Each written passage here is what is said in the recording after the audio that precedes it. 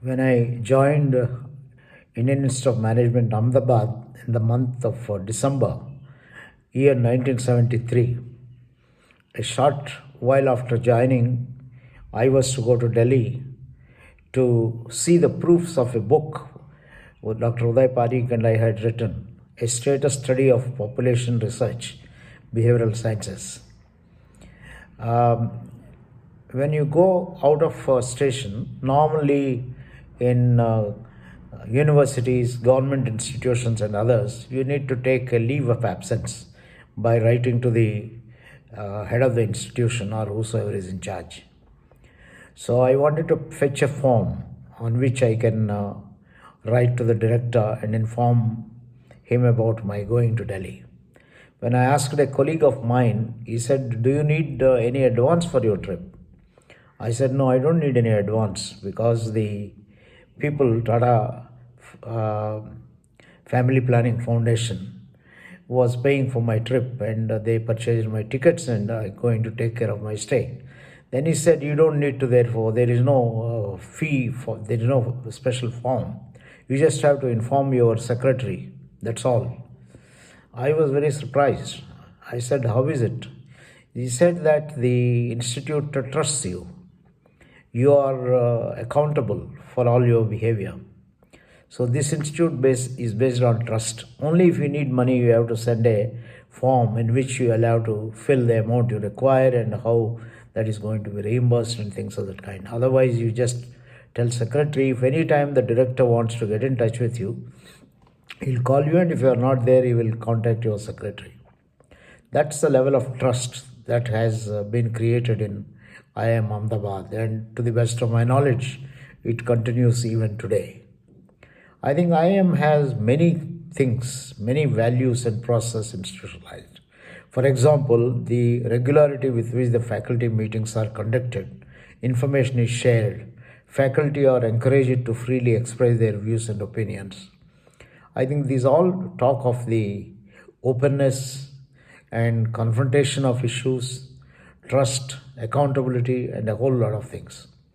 All faculty, every faculty member has the same size room, and they get very similar or more or less the same facilities, irrespective of your designation. Whether in the days when I joined, there used to be only two, assistant professor and professor. Later, they introduced another category, but really it doesn't mean anything.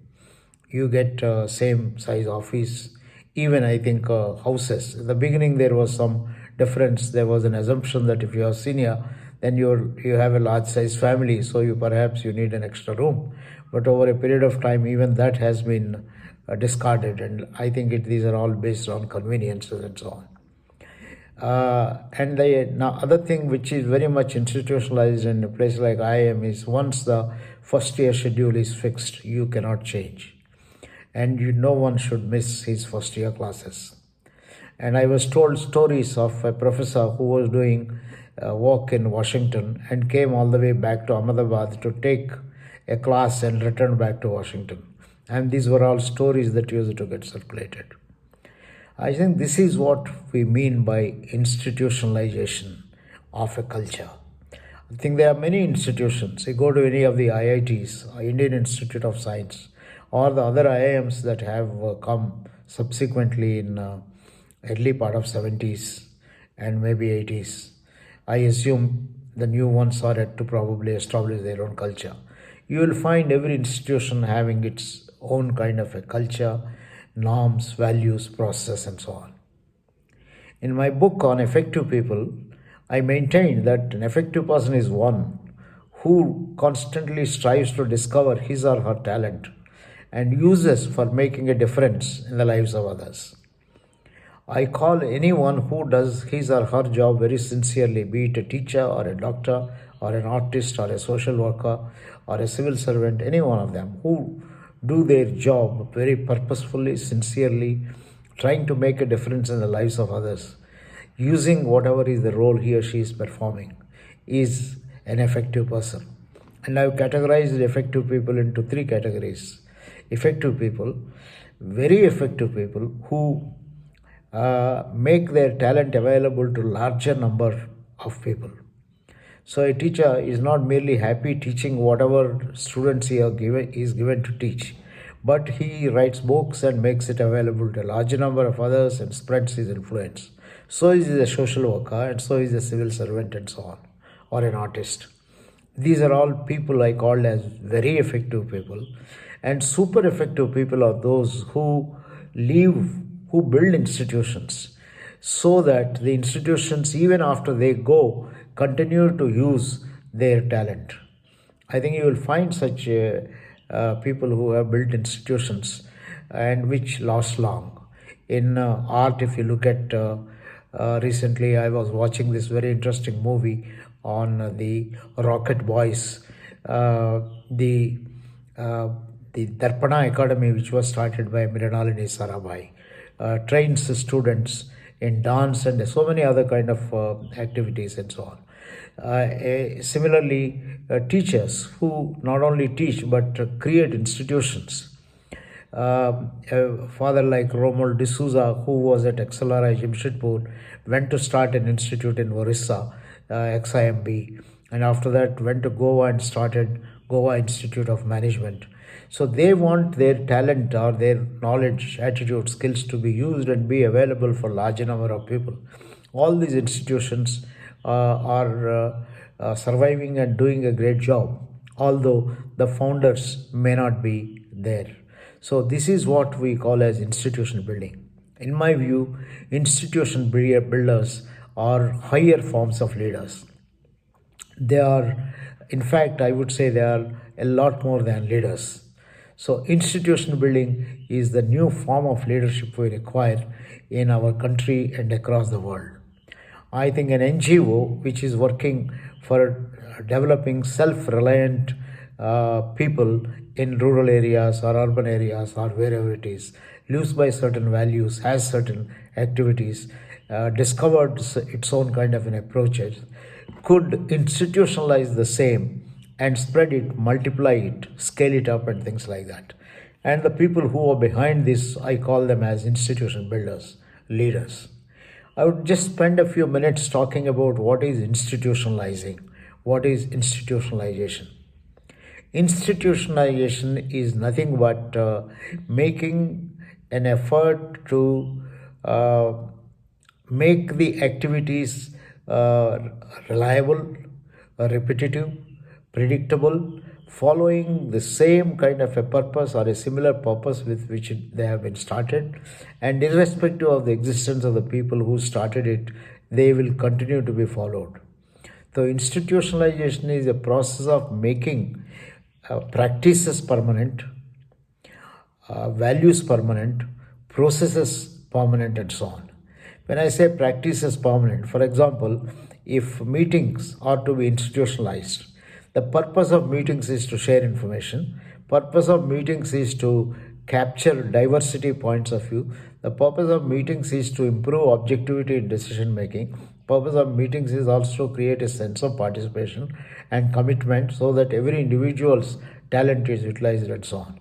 So if some of these purposes are there, then the meetings can be institutionalized. Say every month we meet once, or at least X number of meetings are held. I was going through the initial years of IIM Ahmedabad, for which Dr. Vikram Sarabhai was the founder, honorary director. And in the first year itself, I noticed that Dr. Sarabhai has conducted about in a year almost about 30 to 40 faculty meetings. Every fortnight they used to meet. And whenever he went abroad to Harvard and other places to discuss various issues of collaboration with Harvard Business School, he put Dr. Kamla Chaudhary or somebody else to take charge and then conduct faculty meetings and minute these meetings and circulate it. So anyone who goes through these minutes even today gets a full idea of the rationale behind a variety of decisions that were taken. I was reading some of the minutes. In one of the minutes, I think the honorary director announced that IIM Ahmedabad has become a member of the Ahmedabad Management Association. For many of you who are not aware, Ahmedabad Management Association was started a few years prior to IIMA, and that was also started by Dr. Vikram Sarabhai. And in the faculty meeting, Dr. Sarabhai said, I would encourage faculty to participate in the activities of AMA and contribute to the management field. Same way, in the faculty meetings, a lot of discussion was held on case writing.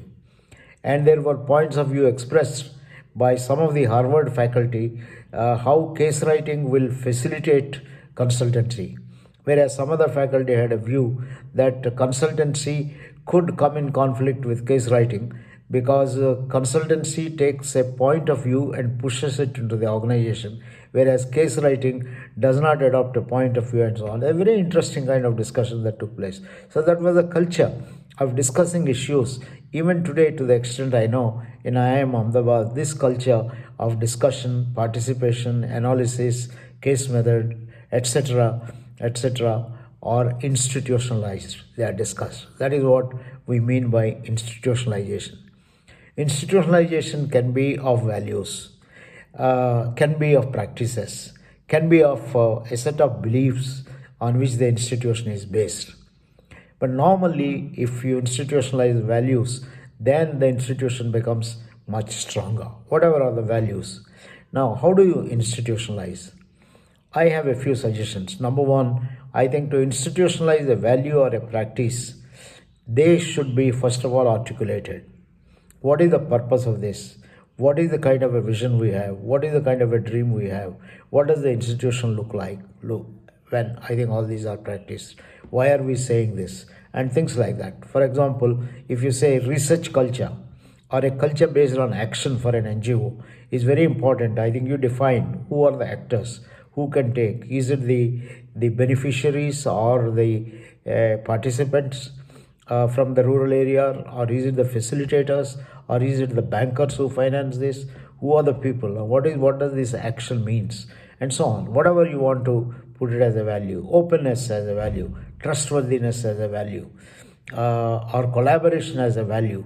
You can articulate this, you can define it. So first step in institutionalizing anything is articulate the values or practices, the purpose for which they're meant, the rationale behind these kind of things. Number two, certainly I think you should, when you articulate, you give the indicators of it. The second thing that you need to do is to disseminate this widely. And for this purpose, you may need to keep reviewing once in a while. Maybe every year have a renewal workshop, or maybe once in 3 years, once in 5 years, you have a renewal workshop or devote a special meeting for it. I think you need to just review and keep on, I think, putting up sanctions against those who do not value whatever or do not follow the practice the institution stands for and so on. It becomes very important to define this. For example, I was told in some of the institutions, if any faculty member copies a case, I think he can be certain to be asked to leave the institute. Now, this happened in IIM Ahmedabad itself. So when I joined, of course, I was told stories about how a professor happened to write a case which was later found to be from somebody else, and therefore he was asked to leave in a very polite way. He was shunted off and so on. So, this is the kind of a culture that you need to promote. Third thing that you need to do is your HR policies should be aligned. You recruit people who are likely to understand the culture and practice this particular culture. You recruit and then you induct these people. I think you need to create a series of experiences where people who are new joinees follow the values, understand the values, and that is where you create stories. Like the stories I've just now mentioned about IIM Ahmedabad, I think you create stories so that people understand the value or a practice and its significance and try to follow this and so on. Meetings are good ways of institutionalizing this. Periodic reviews are good ways. Surveys are good ways. I think all these are various ways in which you can institutionalize a practice or a value or a process and so on. These are just some of my thoughts. We can have more discussion on this in course of time. Thank you for listening to this long talk, and all the best to be a great leader in institutionalizing various processes.